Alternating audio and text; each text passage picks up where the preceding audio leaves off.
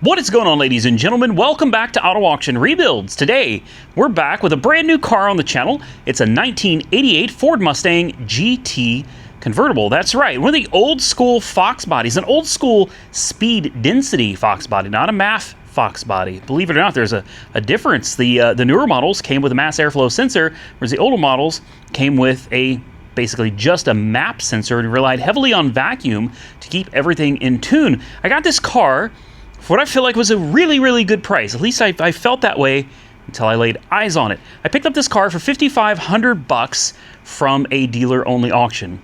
And in case you guys don't know, Foxbodies are worth quite a bit of money, okay? They truly are. The values have gone up substantially over the years, and it's hard to find one at all, a V8 Foxbody, that runs and drives for $5,000. Like, that is really difficult. This, by the way, is a clean title, all right? This thing's actually, on paper, a wonderful car. And that's exactly why I bought it, because on paper I was like, dude, this thing is sweet. Like, this thing is mint. All right? It still has those original 4-lug wheels. This is what I love about this car, and some of you would probably dislike this about the car, but it is very original, with the exception of these stupid, ugly headlights. I hate one-piece headlights on a Foxbody. Guys, they don't belong. They don't belong. You want to know what belongs on a Foxbody? The old school Ford headlights. Unfortunately, you can't hardly find these used. You have to go aftermarket, which means, you guessed it, Chinese parts that aren't nearly as heavy or nearly as good quality as what they had. It even says right on the side, made in China. Listen, I know you guys are going to yell at me for it, but it is what it is. I was looking around for the factory original lights. Let me tell you what I was able to find. Used factory original lights, people are wanting like $100-something for a pair of jacked ones. Like, I'm talking disgusting, tore up, broken clips. It's just, no. I need it to look good, you know what I mean? And these 3-piece lights, these are what came on it from the factory, and these are what belong on the car. So I'm going to put these on in this video. Now, I told you on paper, the car is a great car. They took wonderful pictures of it. And now I know why I got it for $5,500. Getting it into the shop was a bit of an ordeal. It does start and run, and it idles pretty well, but as soon as you go to hit the gas, it starts stumbling, trying to die. All over the place, man. It was a little rough. But again, one of the things I really love about the car is, aside from these headlights and maybe mufflers, the rest of the car seems to be legitimately original, like unmolested. This thing is in surprisingly good shape with a few kind of annoying issues, and we'll get over those in just a minute. Let's take a quick walk around. The convertible top is in phenomenal condition. In fact, it looks relatively new when you look at it. I mean, this looks like a pretty new top. It's a vinyl top, and I'll tell you something. I love the original paint scheme where it is kind of a gray on silver with this blue stripe. Now, I don't know if this blue stripe was added, but there is something about the silver on gray with the blue in the middle breaking it up. I'm not sure if I love it yet, but there's just something about that color scheme that just, it's like, wow, I've never seen one like that before. And this is the original color. It's still got the original louvered taillights, which I think look great. I'm not the biggest fan of the cargo rack, you know, the luggage rack on the truck, but would I rather had a nice spoiler? Sure. Can you remove this and put a spoiler? Sure. But I'm going to tell you something. This is original to the car, and believe it or not, like this luggage rack with the integrated third brake light under it right here, this is proper for the 80s and the 90s, man. Like, this is absolutely proper, and it looks right. I wouldn't change it. I would not my favorite, but I wouldn't change it. This car is so original that I would just leave it alone, aside from a few maybe, little issues that I'm going to show you right now. In the pictures, the car was really shining. I mean, it looked really good. I'm pretty sure as we're walking across it now, you're seeing exactly what I'm seeing. It's not nearly as good in person. Somebody scuffed all of this. This is sanding, okay? Somebody has come in here. I'm assuming the clear coat had failed. I don't know what they did here, But over here, it looks like they were sanding it down, just up and down, up and down, up and down. Lots of horrible. I mean, you can't even see the reflection of my shop lights in here anymore. And then somebody painted it with black paint. Why? Just leave it alone. If you're not going to do it right, just leave it alone, please, because now you've created additional work for me that I'm going to have to pay somebody else to do. All right? And then you've got, you know, lots of this. This is very common. The plastic bumpers and stuff, they flex over time, and the everything underneath is starting to come out. This is all from sun down here. You can feel the texture of it. This is going to need a repaint. I mean, just flat out, the car is going to need a repaint.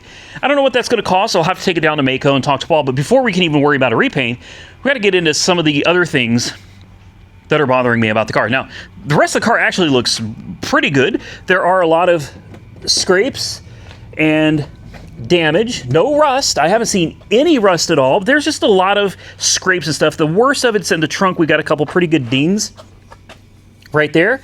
That will be no issue for Paul to fix. Once it gets repainted, I think the car is going to look magnificent. But then we run into a problem over here. This is kind of surprising. You can pretty much fit your hand in there, and I'm like, wait a minute, what is going on here? Is this window not all the way up? Is it like what is, I don't know. There's got to be something wrong. Look at this thing. Should it just, I don't know. But anyway, I think there's something like off kilter with it. Surely it's not the wrong window, right? Because if you look here, look at the space here. It's like this big. And if you go over to the other window where it actually seals, you can clearly see there's a big difference. So there's something going on. Oh, hell.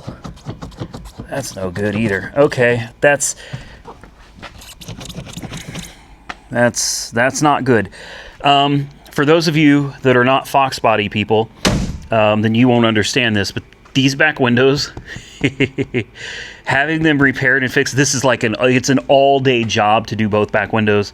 It's a major deal. There are these little metal pieces at the bottom. You got to bust out the rivets, and then the adjustment is what takes the longest time. Adjusting the windows takes forever, and I think that's what's going on with this one. I think this is the right glass, but it's completely misadjusted. And to do this, you basically got to take the back seats out. You got to take these inner pieces. There's a lot to take out to get to it. But if you take a look at the interior of the car, would you look at this? And I know the first thing you guys saw, and you frowned. Automatic. Like, I don't care. Automatic doesn't bother me. It doesn't bother me one bit. Interior in this thing is absolutely beautiful. I'm shocked at the condition of the dashboard, the steering wheel, the instrument cluster. I mean, look at this. It's in really, really good shape. Look, your cassette holder right there. And this folds up for storage, I guess. You've got a little ashtray here. It doesn't stay closed, but it's not broken, which is nice. None of the plastics are broken. Little aftermarket stereo. But look at these classic seats from the 80s and the 90s, right? The interior of the car is in beautiful shape. Mileage showing 18,241. That could be, I'm gonna throw a guess out here that's 118,000, okay? Because the car is just in too good a shape. Aside from the paint being fried, the car is in excellent shape. One of the other things I look for when I buy a Foxbody is under the hood, because these things get crunched. You know, they were wrecked pretty regularly, and you'll see a lot of work gets done to the core support. You'll see fender aprons that have been crunched and welded on and put back together. Core supports cut and welded on. I mean, these poor cars just have a nasty habit of getting crunched. This one, nothing. And let me grab a light real quick so you guys can see what I'm talking about here. The core support, original. You have your original stickers, your original belt routing, and everything. And then going up, the fender aprons. These are where you're usually going to find it crunched. All right, fender apron's great shape. Same thing with the strut towers, great shape. Can't really see much down here except for behind the battery. Also looks great. Somebody's done an aftermarket positive to the alternator and an aftermarket massive negative cable as well. That's, oh, it's not even hooked up. It's just, okay, who knows. We've got a cold air intake, BBK cold air intake, and you'll notice it, like I said earlier, no mass airflow sensor because it's a speed density car. But if you take a look down here and all around the fender apron, the strut tower, no damage. No damage at all. In fact, it doesn't look like the bolts on the fenders have ever been touched or moved, which means everything on this car is still original. Paint's a little rough, no big deal. It can be painted. It's not the end of the world. The headlights, these can be changed. It's been a long time. Oh, did somebody cut the factory harness? Don't tell me that. It looks like they did. They did. They did. They cut and spliced into the factory harness. Why? Why would you do that, man? So, I don't know. I don't know if that's something we can address and try to fix. We'll try to. We'll try to. Yeah, because these are great. We'll see what we can figure out, guys. But aside from that, I mean, take a look at everything under the hood. You got your 50 HO. Air conditioning, still intact. In fact, AC compressor looks original. Belt is a CHE 2003. I have no idea. I'll tell you this. The tensioner pulley looks like it's seen better days. Does this still have the factory smog pump? It does. It's got the factory smog pump still installed. We've got an exhaust system catalyst inspected and replaced. This is a Recall 91E13. Looks like a newer Rural King battery. It is a J of 2025, September of 2025. Everything under here looks really, really good. Like, yeah, all of the smog equipment is still hooked up. Factory exhaust. It even has the original plug wires. That is the original Motorcraft distributor cap. Which means I'll bet you the coil's original too. I bet you everything under here is just so original, and I love it. Where's the coil? It's somewhere. Hell, I don't remember where it is. We can find it. I guarantee you just about everything under here is original. We have a new upper hose. We have a new lower hose. And we have a new alternator. That's for sure. And it doesn't look like it's leaking anything major. I mean, this all looks really, really promising. Let's check the oil.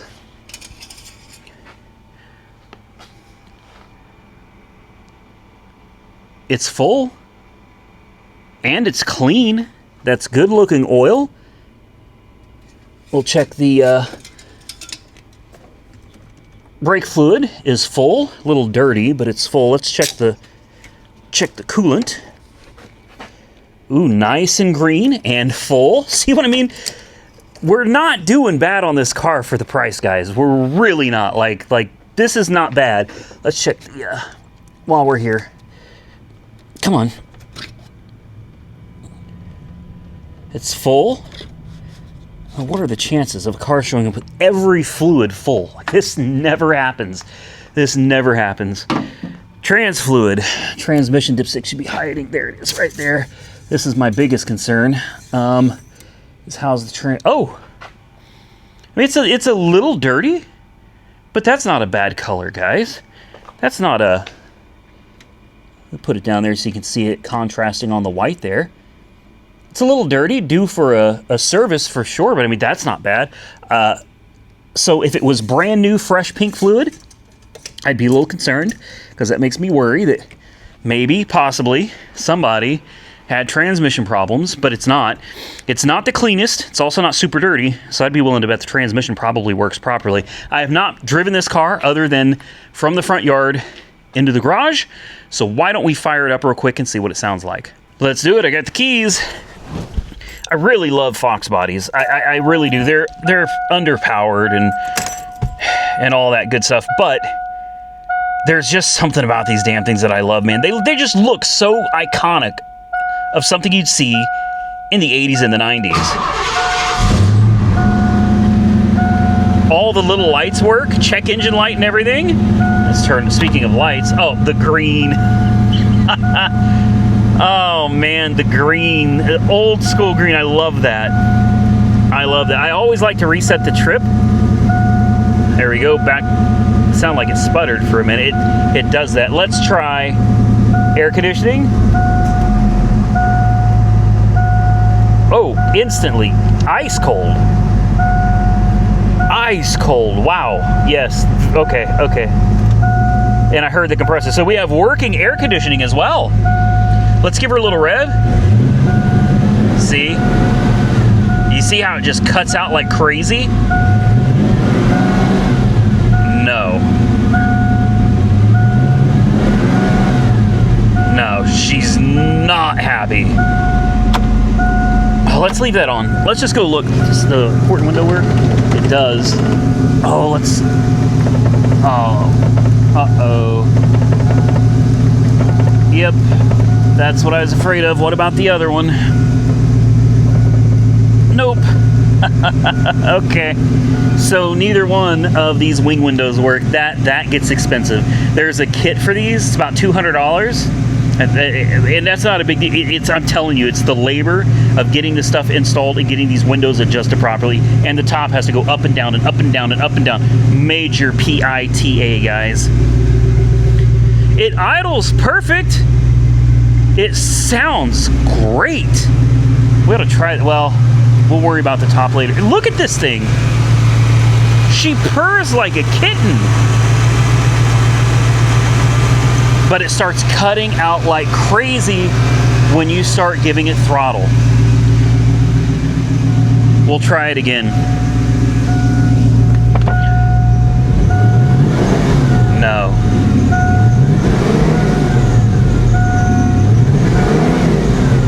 No, it's not happy. It's not happy at all. And we got a belt squeal going on too. Perfect. So we got a few things to figure out. The little wing windows back here, not overly concerned with those, okay? The running condition, definitely something we need to be concerned with. So with these old Foxbodies, man, these are kind of a PITA to figure out when things go wrong, because these cars don't typically throw a check engine light. If they do, that's a great, it's like a miracle when the check engine light comes on. In this car's case, no check engine light. So we don't even know what we're looking for. I can tell you from experience on these old Fords, though, there's a few things to look for. One is a throttle position sensor. There'll be like dead spots in the TPS. That is a very common problem that I've run into. And I'm looking at this TPS sensor. What I'm seeing, this is new. Oh yeah, this is new. It's got a little part number on it. The wires are super clean. So here's something a lot of people don't know. If you have a faulty throttle positioning sensor, you cannot just buy one and throw it on the car. All right, and I'm gonna show you why right now. These have to be adjusted. They're actually cammed.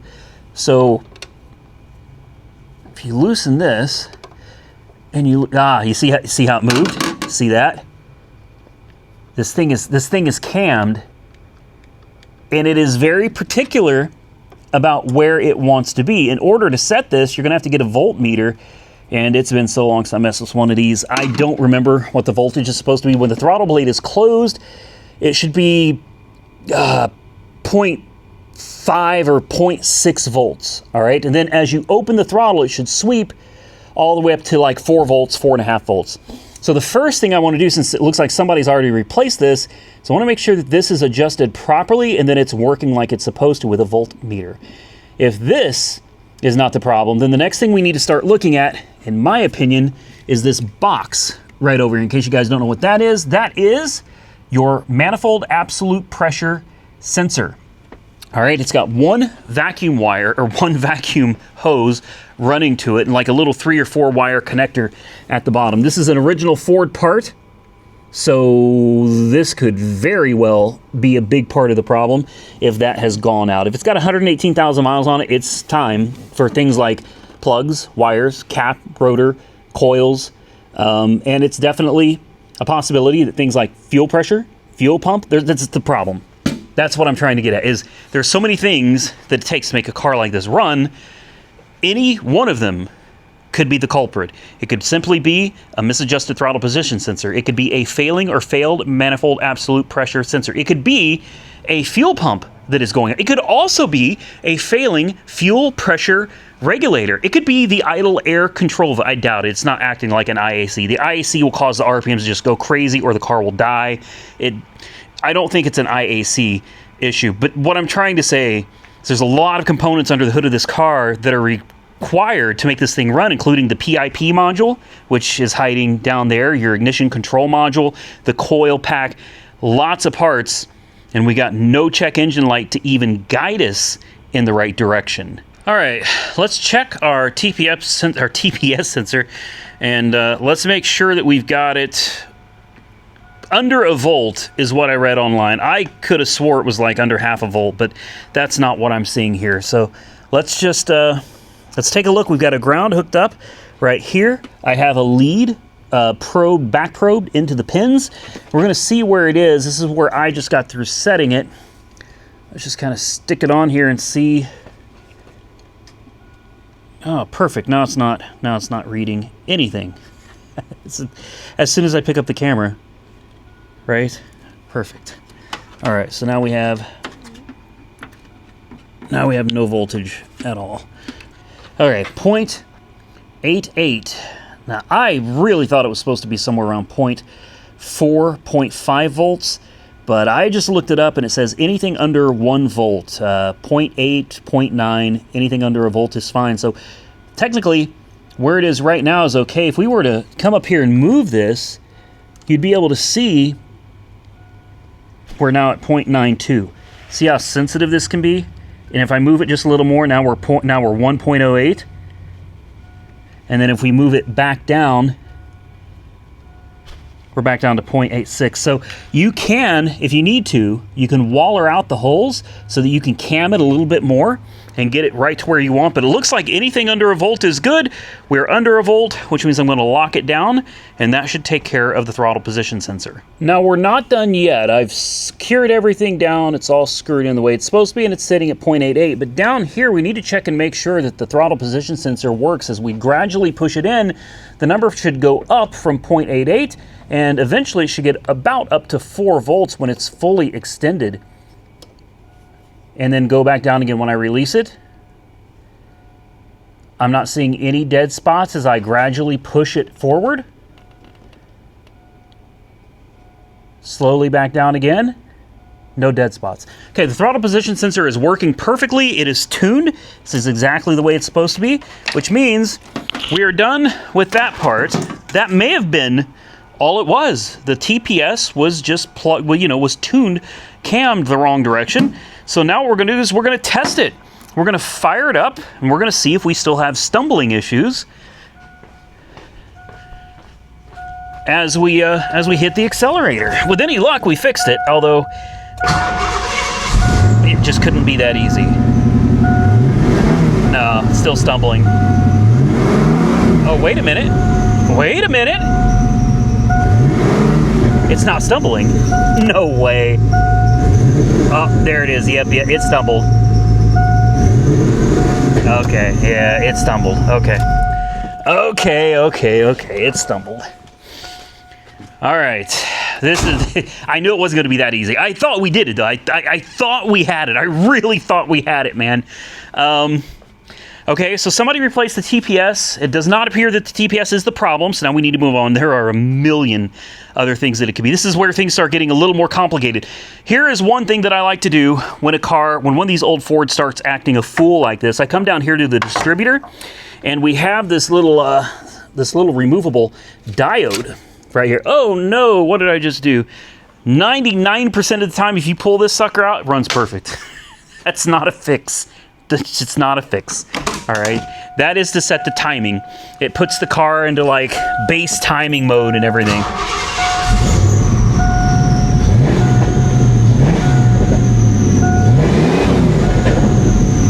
No way. That does usually fix it, but you also should be getting a check engine light. Nope, that didn't fix it. That did not fix it either. Okay, so that is my go-to, man. Unplugging this, the majority of the time, fixes the problem. It's a little concerning to me that this did not fix the problem. It's also concerning that I didn't see a check engine light come on. Typically, when you unplug this, check engine light comes on, and that is a little concerning because that leaves me wondering if maybe we don't have some kind of a problem inside the distributor. I notice, hold on, while we're down here, let's take a look at this ignition control module. That's not factory, is it? I don't believe that is a factory ICM. No, somebody's changed that. That's aftermarket. Oh boy. I see they did put the compound on it, which is important because if you forget the compound, you will burn it up. Let me plug this back in again, and we're going to go look at something else. And that something else is down here. This is the manifold absolute pressure sensor. So there's a lot going on over here, guys. Number one, you have a vacuum T right here. It's important to make sure all of your vacuum hoses are connected and not broken. We have a check valve right here that goes, I don't know where. It goes somewhere. This probably goes to the vacuum, oh, for the AC, the heater and air conditioning. This one is capped. It looks like the cap is good. This one, I don't know where that goes, probably to like the PCV valve or something. And then there's a single vacuum line. It is so hard to see under here. There's a single vacuum line. Can I get you under there? Hopefully you can see it right there is a single vacuum line. So you need to get under here. You got to kind of grab it, feel it, move it around, make sure it's not broken. And it feels like it's connected and connected to the manifold. Okay, so here's the next thing I'm going to do. Some of you guys will be like, no, Randy, this is the wrong way to do things. Listen, everybody's got their own way, and this is mine. I am going to disconnect the map sensor. We're going to see if it runs better. Ooh, it was full of something. What was that? Something came out of it. When I unplugged it, all kinds of crap came out of it. That's not good. Maybe it is good, though. If it runs worse, could very likely be a vacuum leak. Then we'll have to break out the carb cleaner. This should set a check engine. Ooh, this should set a check engine light. She's not happy. Oh, you know what? Wait a minute. We don't have a check engine light. That's check oil.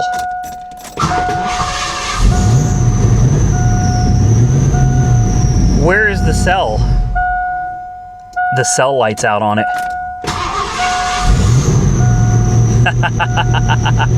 The check engine light is out on this car. Notice though, watch when I rev it.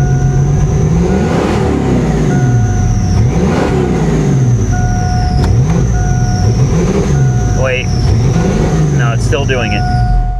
And then it dies. Okay, so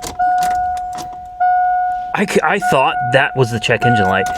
I'll bet it's somewhere in the dash and it's burned out. Or somebody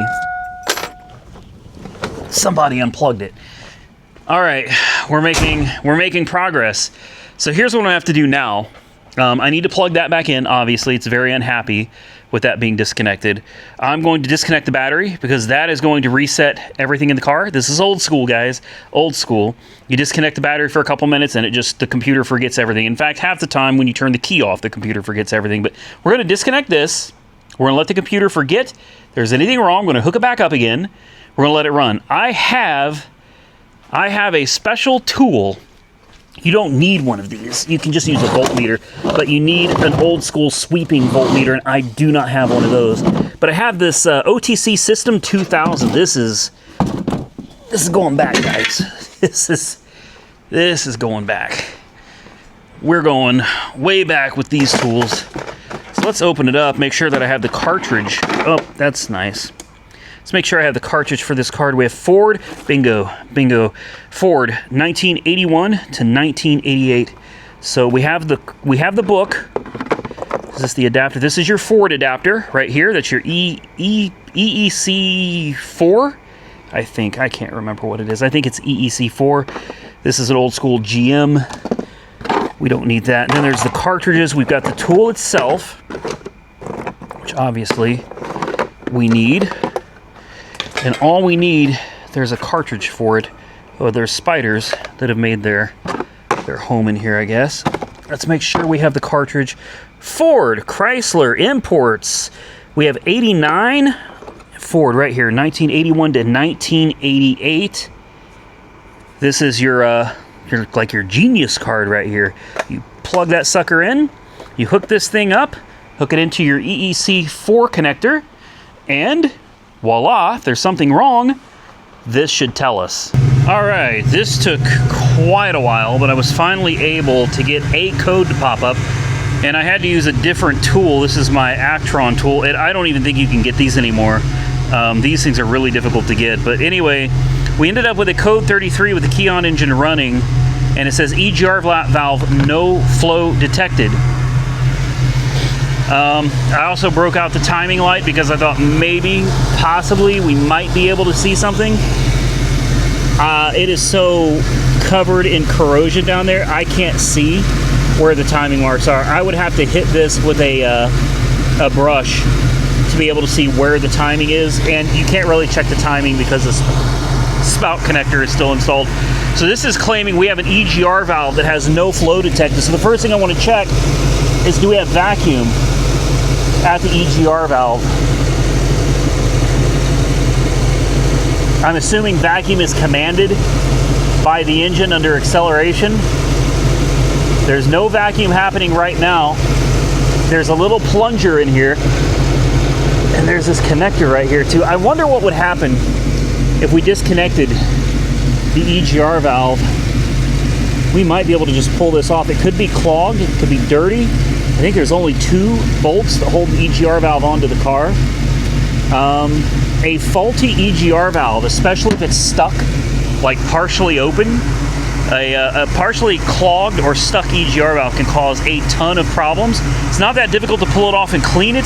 Hopefully we don't have to mess with this coolant hose. This is old school technology where actually you have heater pipes running to the throttle body to actually preheat the throttle body. I'd hate to lose any coolant, but it almost looks like we'd have to take this off to get to it. I think what I'm going to do, guys, I'm going to pull off that EGR valve. Looks like it's just a couple bolts and a connector and a vacuum line. And let's see what we find inside. Maybe it's just clogged up. Before we start taking things apart, let's start the car. Let's try something else. Let's find out if when we apply vacuum to the EGR valve opens, and if the car stumbles. There we go. And also, I want to check the EGR solenoid. This is, and the vacuum down here as well, because down here, yeah, we have vacuum. So this should be the EGR solenoid that commands vacuum. The bottom is your vacuum source, and we have great vacuum there. The solenoid should command vacuum and open this port here at the top. So what's going to happen is, this is a simple solenoid. It's got vacuum constantly going to it, and when the computer commands the EGR valve open, it activates the solenoid, opens a switch basically, and allows vacuum to hit the EGR valve, which will pull the EGR valve diaphragm open. Now, we don't know if it's doing that or not, and that's going to be hard to see because the engine really needs to be under load. You'll probably be under normal driving conditions when that happens. But I just so happen to have my little Mighty Vac here. And I'm going to set you guys up is what I'm going to do. We're going to find out if when we apply vacuum to the EGR valve, the engine should get really pissed off. It might backfire even, I don't know. But we're gonna find out here. It should stumble it, yeah, and die. Now it should come back, so the EGR valve appears to be working.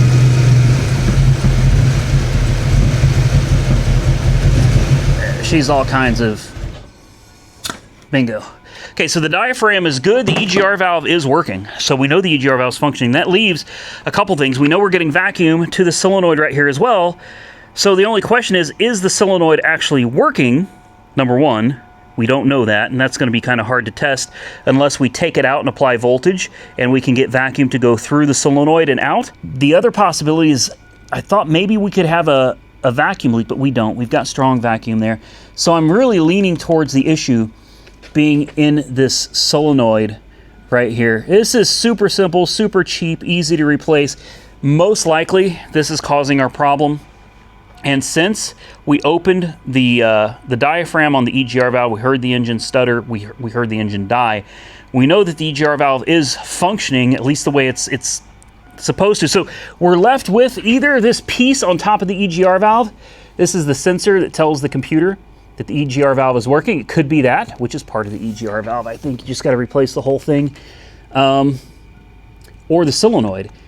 Either way, I am not thinking that this EGR valve no flow issue could be related to this thing stumbling. Well, as I'm moving right along here, and I'm going to tell you something, it could be something as simple as a weak coil pack, which hides under that coil cover over there.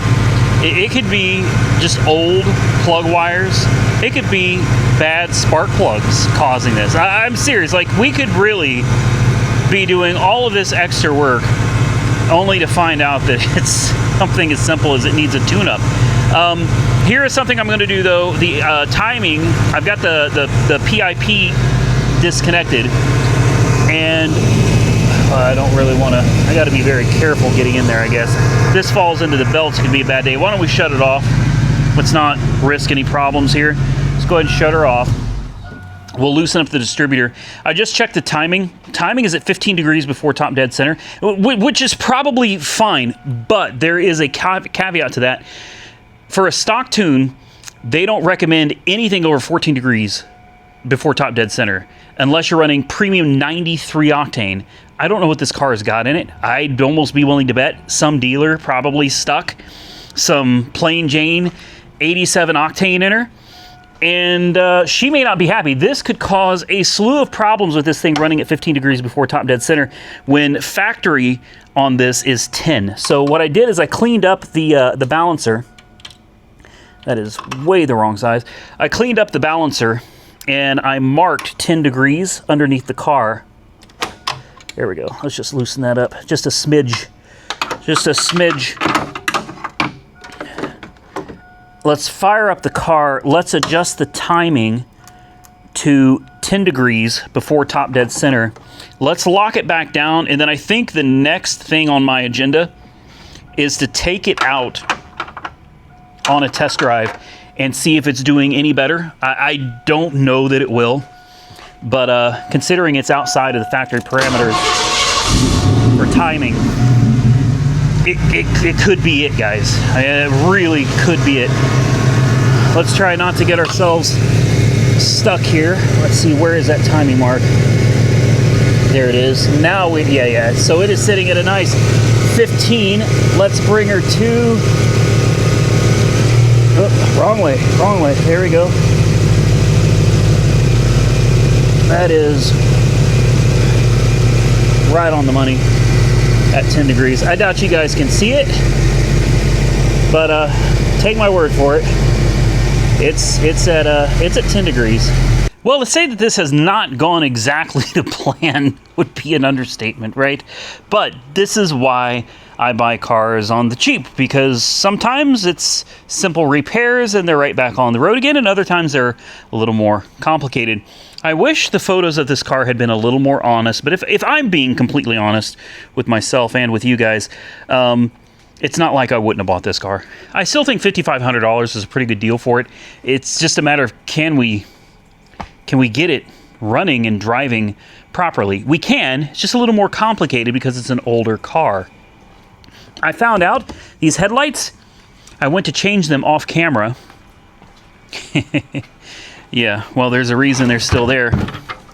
As it turns out, the new headlights, they're supposed to be little rods that run through here, adjustment rods and clips to hold these headlights in place.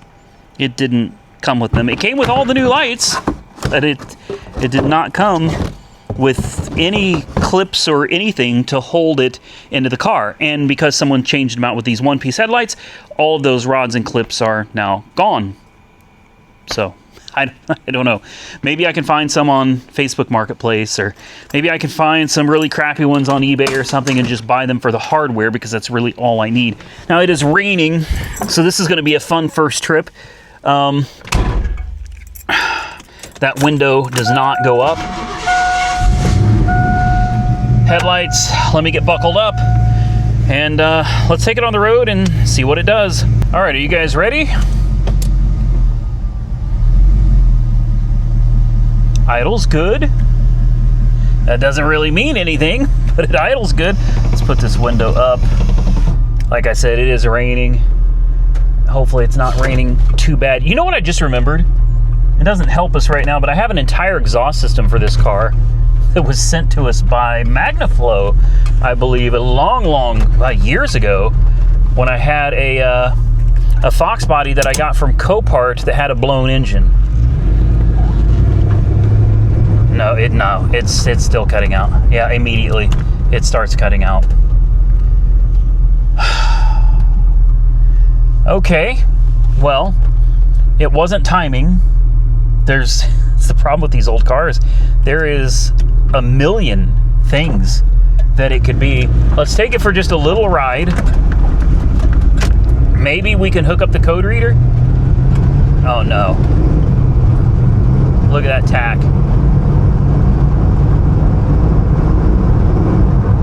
Oh, she's really upset, guys. Wow. Oh my goodness.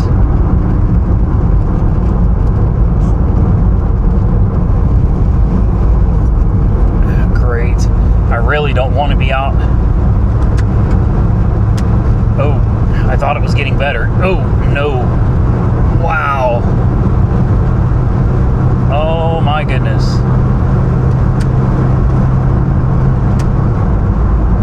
Okay, well, I mean, she'll get up to highway speeds and go. We're doing 55. We're almost at 60. So it will get up to highway speeds. And by the way, it's driving great. The ride quality is fine. The steering feels great. All the gauges are looking good. Oh, I just hit the accelerator, went into passing gear, and I mean, it is just spitting and sputting all over. We're just gonna have to accept that we're pissing it off. All right, we're gonna have to turn around, piss it off a little bit more, and then we're gonna run a diagnostic on it and see if we get anything else that can give us any ideas as to what's going on. And if we can't, then I think the next logical thing to do is jump in to a tune-up, probably just for safety, a new coil. All right, I mean, coil takes like 2 minutes to replace. Coil, plug wires, spark plugs, distributor cap, rotor bug. It could, if these plugs are original, and as we saw, oh, she got scratched there. As we saw, the plug wires.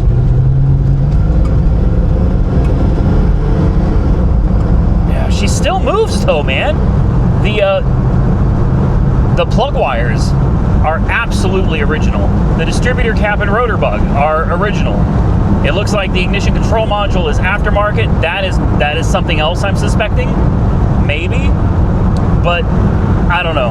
I'm thinking we probably need to jump into spark plugs, wires, cap, and rotor, and then a coil just to be safe. We'll get it back to the shop, guys. We'll run ourselves another little diagnostic on her and see how she does. But all the gauges look good. Temperature's great. Voltage is great. Oil pressure's great. Everything works. It just runs a little rough. Hell, it could be a fuel filter. There's a million things it could be, and unfortunately, if we can't get a code to help us out, well, then I don't know. Well, I've been doing a little digging while I was away. And I have found, I don't know, something just keeps coming back to me saying, man, you need to check your ignition system. The interesting thing is after taking it out and we took that, I don't know, 2-3 mile drive, you heard this thing, hopefully, just pop, pop, pop, pop, pop, pop, RPM just doing this, and they're like just cutting out like crazy. And to me, it either seems like a fuel problem or a spark problem. And I'm just sitting here thinking, man, why don't we check the ignition system just real quick? I'm about to call this video a wrap.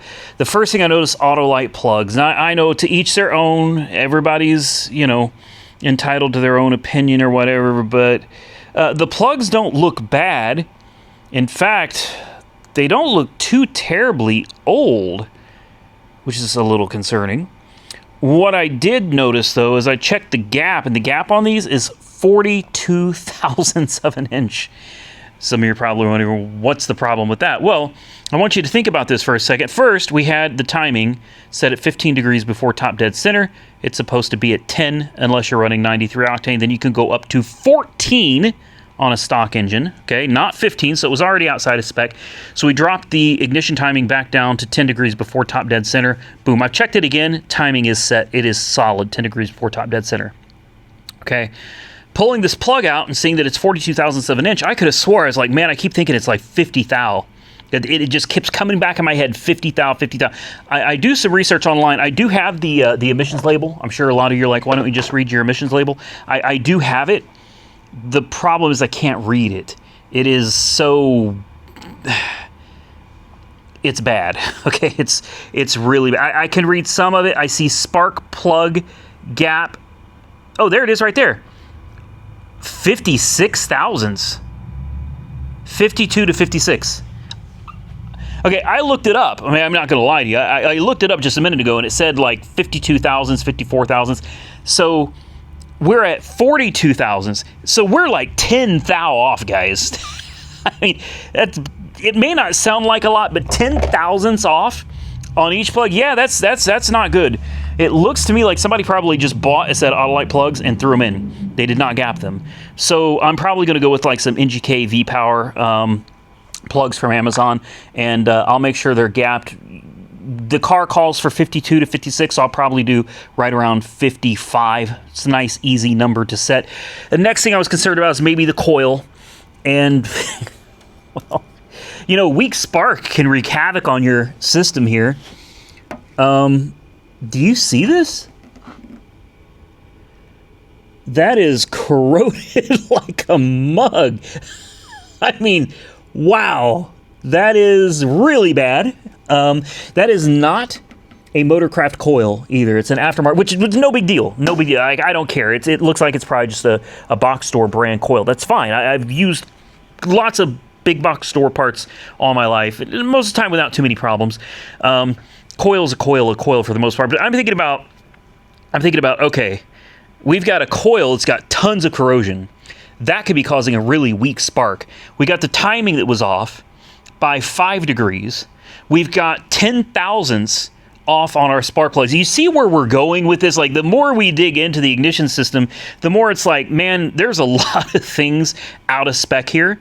And all these things, hell, just the spark plugs.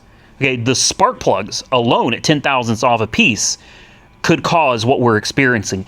A corroded coil producing weak spark could cause all of the issues that we're experiencing. So you start getting into it, and it's like, okay, I think the only thing to do, the right thing to do, is replace everything. Okay, and I haven't even shown you under the distributor caveat. This is disgusting. This is one of the worst, not the worst, but one of the worst I have seen. It is covered. I mean, just completely covered in this white, crisp. I mean, this will come off in my hands. Look at this. I want you to see this. Okay, do you see how thick this is? This just came off of the freaking distributor cap, and they're all like that. That's not good. Again, you've got this massive buildup of corrosion in here. Guess what? Adds to a weak spark condition. Yet again, we've got the rotor bug or rotor button, depending on what you call it here. It looks, it looks fine except for the same corrosion just all over the tip. There's almost nothing shining left on it. Again, it's leading me to believe we have some seriously weak ignition components here, and it all starts at the coil. So I think what I'm going to do, and the spark plug wires, here's another interesting thing. This just blows my mind. We have factory plug wires. All of these are 8mm Motorcraft plug wires. These are factory plug wires. These are the original. The distributor cap rotor bug, original to the car. Coil wire, you notice the coil wire looks different, a little bit different? That's not the factory. That's not the factory coil wire to this car. This is a Mighty Power Core Plus coil wire. So somebody threw some cheesy aftermarket coil wire on here, got rid of the Motorcraft, maybe a mouse ate it, maybe it just disintegrated over, the last 100 years that this car has been on the road. But they put crappy spark plugs that they didn't gap, the timing off, they put a different coil wire, which leaves me wondering, man, could it be leaking sparks somewhere? I don't know. You've got a coil that's got corrosion all over it. We're gonna go through all of this, and again, I know some of you are gonna say, Randy, you're throwing a parts cannon at it. You shouldn't do parts cannon. I agree with you. I don't like doing the parts cannon, but I am seeing so many problems with so many pieces of the ignition system. I don't feel comfortable. But we're chasing our tails.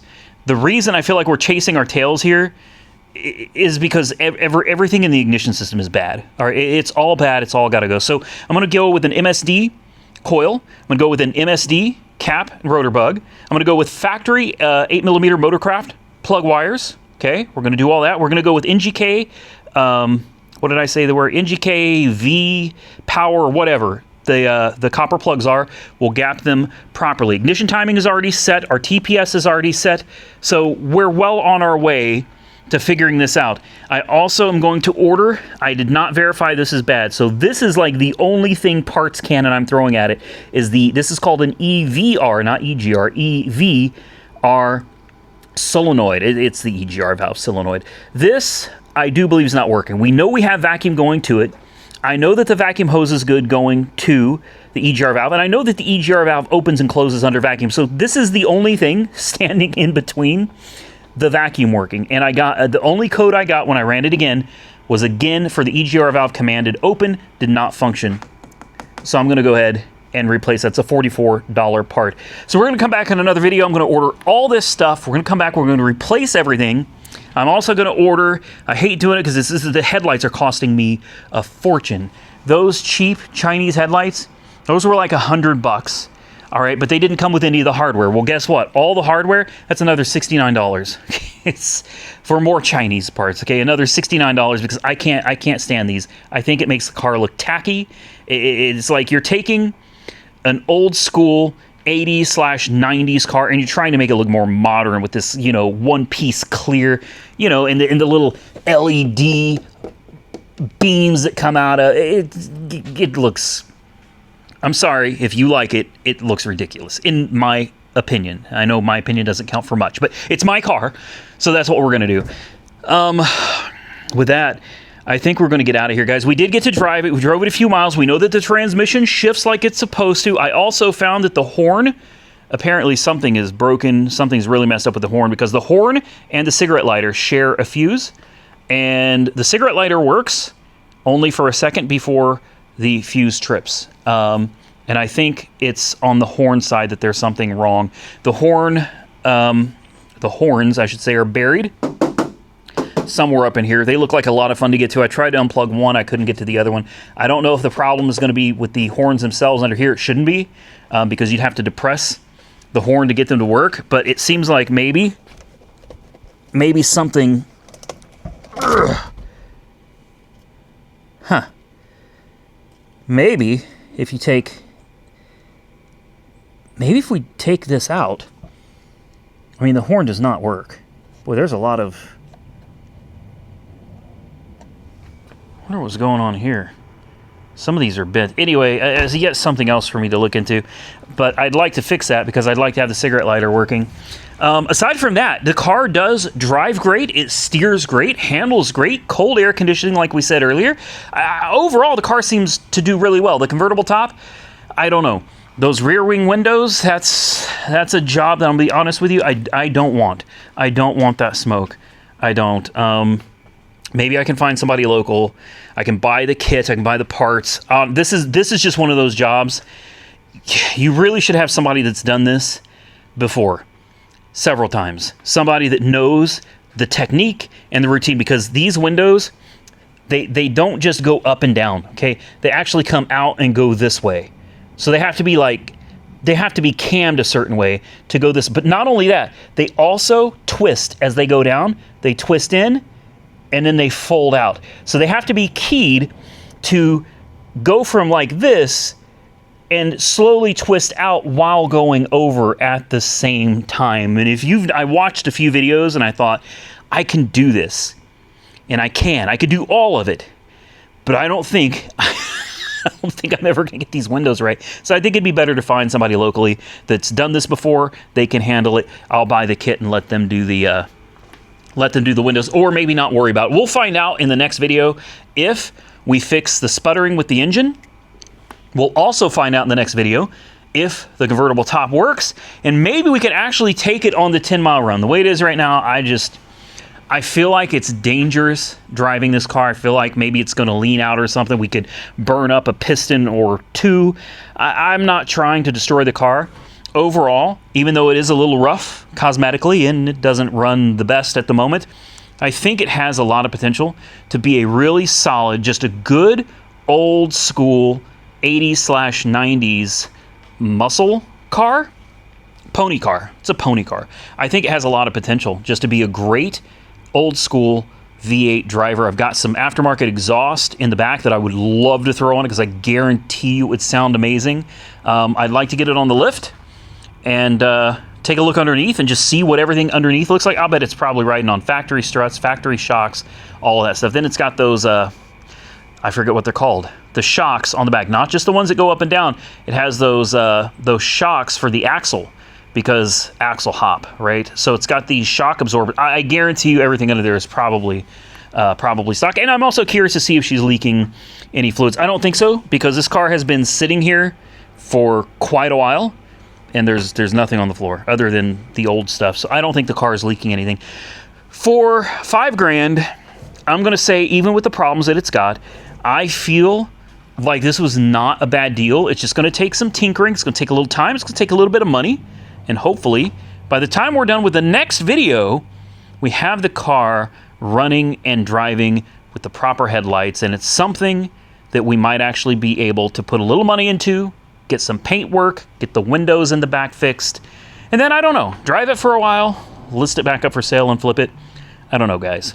We'll cross that bridge when we get to it. With that, I'm going to get out of here, ladies and gentlemen. If you enjoyed today's video, hit that thumbs up button and let me know. Consider subscribing to the channel if you're not already subscribed. And until next time, stay safe out there, everybody. I look forward to seeing you all again very soon in the next one.